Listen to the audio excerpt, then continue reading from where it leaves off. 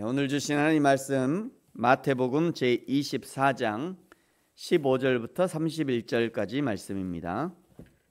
29, 30, 31 이게 세 구절, 우리 세 구절 같이 천천히 맞춰 읽겠습니다. 시작. 그날 환난 후에 즉시 해가 어두워지며 달이 빛을 내지 아니하며 별들이 하늘에서 떨어지며 하늘의 권능들이 흔들리리라. 그때에 인자의 징조가 하늘에서 보이겠고 그때에 땅의 모든 족속들이 통곡하며 그들이 인자가 구름을 타고 능력과 큰 영광으로 오는 것을 보리라. 그가 큰 나팔 소리와 함께 천사들을 보내리니 그들이 그의 택하신 자들을 하늘 이 끝에서 저 끝까지 사방으로 모으리라. 아멘. 네, 지난 토요일 24장의 첫 부분을 설교하면서 신천지가 신약 성경 중에 요한계시록 다음으로 많이 이용하는 것이 이 마태복음 24장이다 말씀드렸습니다. 하여튼 와가지고 제일 먼저 묻는 것이 24장이에요. 24장 이 부분 목사님 어떻게 설교하십니까? 아니 어떻게 해석하십니까? 이거는 어디랑 연결됩니까? 뭐 멘트도 안 틀려요. 똑같이 훈련 받아가 와가지고 다른 사람인데 똑같이 물어봐요. 이제 훈련됐다는 거죠. 그렇게 이 성경 구절을 아주 교묘하게 이용하면서 영적인 일이다, 영으로 알려주셨다라고 주장을 합니다. 대부분의 한국교회 성도들은요, 이 영적인 것이라고 주장하면 더 이상 할 말이 없죠. 왜냐하면 영적인 것들을 잘 모르기 때문입니다. 저는 로마서 12장 1절이 영적인 일을 매우 정확하게 알려주시는 구절이라 생각합니다. 여러분 로마서 12장 1절 한번 찾아보십시오. 뭐 다 알고 계시는 분이 많이 암송하기도 합니다만 로마서 12장 1절 같이 한번 읽겠습니다. 시작. 그러므로 형제들아 내가 하나님의 모든 자비하심으로 너희를 권하노니 너희 몸을 하나님이 기뻐하시는 거룩한 산 제물로 드리라. 이는 너희가 드릴 영적 예배니라. 몸을 하나님이 기뻐하시는 거룩한 산 제물로 드리래요. 그것이 너희가 드릴 영적 예배랍니다. 영적 예배란 우리의 몸을 드리는 거예요. 우리의 몸을 드리라는 것은 우리의 모든 삶이 하나님이 받으실 만한 삶이 되도록 하라는 것입니다. 그것이 영적 예배라는 거예요. 그냥 이 몸뚱이, 이 욕심을 예배 드리는 장소에 갖다 의자에 앉아 있어라. 그게 영적 예배가 아니라 내가 살아가는 그 모든 삶, 내가 밥을 먹고 아침에 일어나서 저녁에 잠자리에 들 때까지 그 모든 삶, 잠들어 있는 그 순간까지라도 그 모든 삶을 하나님이 받으실 만한 삶이 되게 해라. 그것이 영적 예배다, 이런 의미예요. 교회 와서 뭔가 하는 것이 영적인 것이 아니라 교회에서든 집에서든지 직장에서든지 놀이터에든지 운전대를 잡았든지 화장실에 가 있든지 그 모든 영역에서 나의 말과 행동과 생각 등 모든 것을 하나님 앞에서 하나님의 말씀 따라 하나님이 받으실 만한 삶을 사는 것, 그것이 영적이라는 거예요. 그것이 이런 생각을 가지고 로마서 8장 4절에서 6절을 보면 쉽게 이해할 수 있죠. 4절에서 6절에 이렇게 말씀합니다. 육신을 따르지 않고 그 영을 따라 행하는 우리에게 율법의 요구가 이루어지게 하려 하심이니라.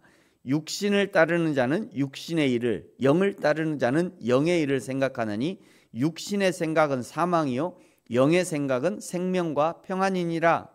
육신의 생각은 죄와 연결되어 있으니 그 끝은 사망인 것이고 영의 생각, 영적인 생각은 내가 어디 가든지 어떤 상황이든지 늘 하나님을 생각하고 하나님이 원하시는 일을 하고 하나님 중심으로 생각하니 그것이 곧 생명과 평안으로 연결된다는 것입니다. 여기까지 생각해 보면 우리가 일상생활을 하는 것이 얼마나 중요한 일인지를 다시 한번 생각하게 됩니다. 하나님은 우리의 일상을 받으시기 원하셔요. 하나님은 우리의 일상생활을 받기 원하신다고요. 나의 일상적인 모든 현장에서 나의 하나님으로 인정을 받고 싶으신 것이고 그런 사람이 곧 영적인 사람인 거예요. 그런 사람이 하는 모든 것이 영적인 활동이 된다고요. 그런데 신천지나 이단들은 자꾸 우리의 일상생활과 영적인 생활을 분리시키려고 하죠. 그래서 자꾸 가정을 떠나 교회로 모이라고 그러고, 학교를 떠나 교회로 모이라고 그러고, 직장을 떠나 교회로 모이라고 그러고, 뭐 학교 그거 내년에 다시 하면 된다고 그러면서 올해 1년 뭐 휴학하고 공부하자 그러고 막, 가정 네 남편하고 당장 헤어져도 곧 신천신지가 되면 곧 회복되니까 교회로 모이라고 그러고, 이 땅에서 뭐 잘 먹고 잘 사는 게 뭐가 그렇게 중요하냐 그러면서 헌금하라고 그러고 막, 이 땅에서는 배고파도 돼, 곧 신천신지가 되니까 막 헌금하라고 그러고. 그래서 신천지에 빠지면 가정을 멀리하게 되고요, 학교도 때려치게 되고 직장도 멀리하게 되는 거예요.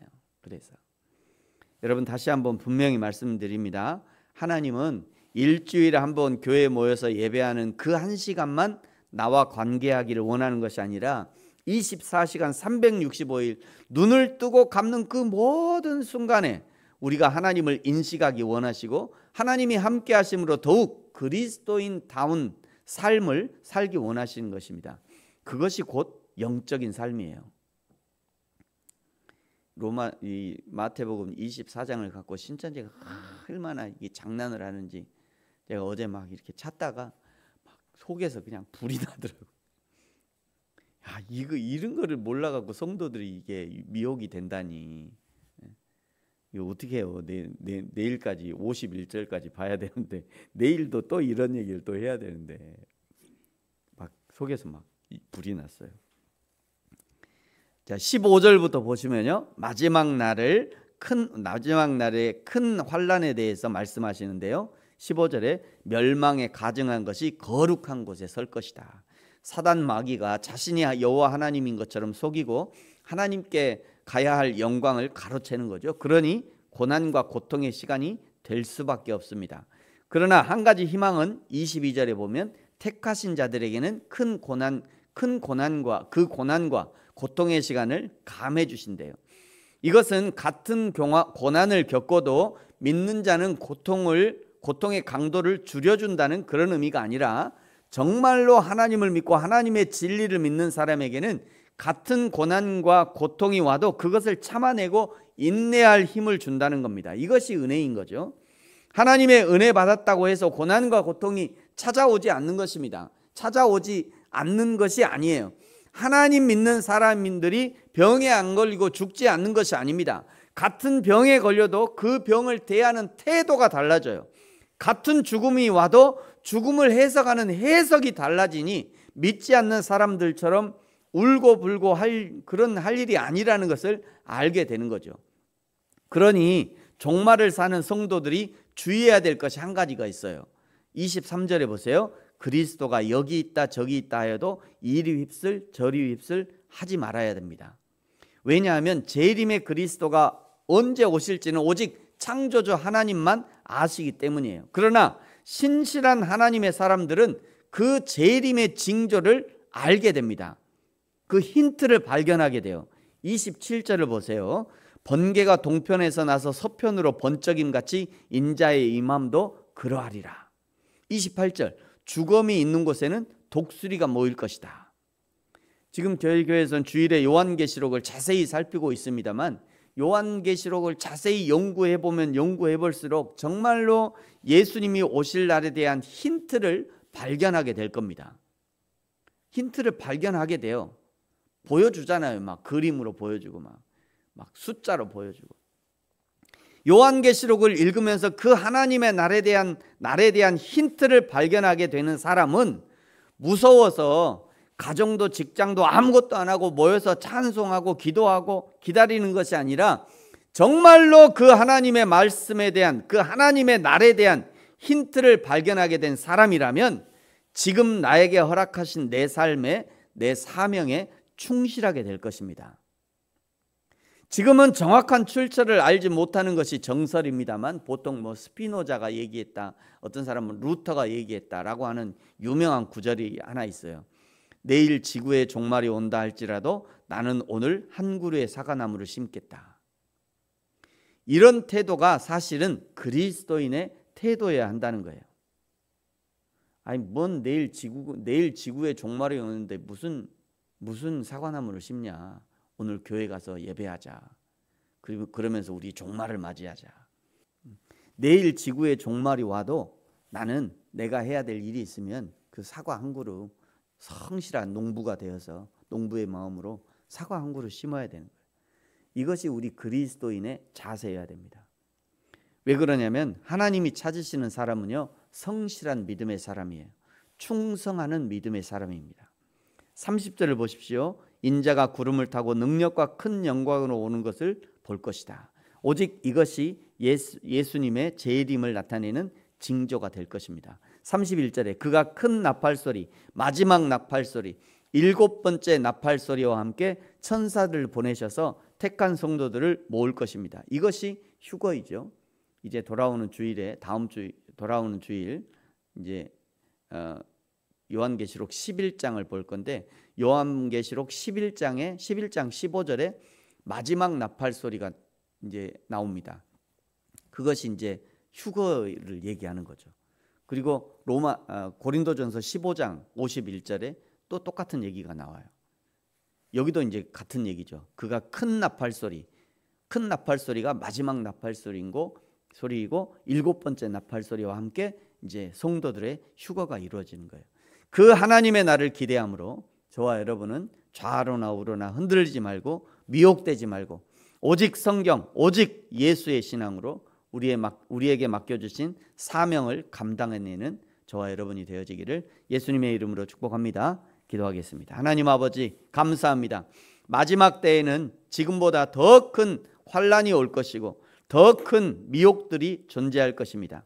그날에 우리의 신앙이 흔들리지 않도록 오늘 더욱 굳건한 신앙을 유지하게 하시고 오직 성경, 오직 하나님, 오직 예수의 신앙으로 우리에게 맡겨주신 인생을 사명을 감당하며 사는 저와 우리 모든 성도들이 되게 하여 주옵소서. 감사합니다. 예수님의 이름으로 기도합니다. 아멘. 하늘에 계신 우리 아버지, 아버지의 이름을 거룩하게 하시며 아버지의 나라가 오게 하시며 아버지의 뜻이 하늘에서와 같이 땅에서도 이루어지게 하소서.